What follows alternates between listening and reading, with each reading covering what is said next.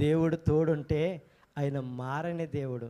మనుషులు మారిపోతారు. నా ప్రియ సహోదరి, ఆదికాండము 31 అధ్యాయం 3వ వచనం మొదటి నుంచి వస్తే వాళ్ళ బామర్దులు మాట్లాడుకున్నారు. ఎవరు బామర్దులు రా బాబు అనుకుంటారా? యాకోబు బామర్దులు మాట్లాడుకుంటున్నారు. ఏమనంటే, మన తండ్రి ఆస్తిలో వీడు పట్టుకుపోయేలాగా ఉన్నాడు అన్నాడు. ఆ కింద వచనం ఉంటుంది, ఇదివరకు మీ తండ్రి ముఖము ఇదివరకులాగా లేదు, మారిపోయింది అని యాకోబు. మనుషులు మారిపోతారు. ఆదికాండం 28వ అధ్యాయంలో 15వ వచనంలో దేవుడు మాట్లాడు, నడు నీకు తోడుగా ఉన్నాను అంటాడు. 31వ అధ్యాయము ఆదికాండము 3వ వచనంలో నీకు తోడుగా ఉన్నాను అంటాడు. హల్లెలూయా.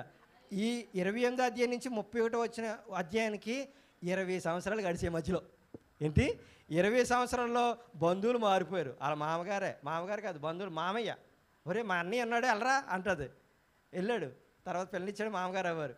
మామగారు మారిపోయారు, బామర్దులు మారిపోయారు. మనుషులు మారిపోతారు.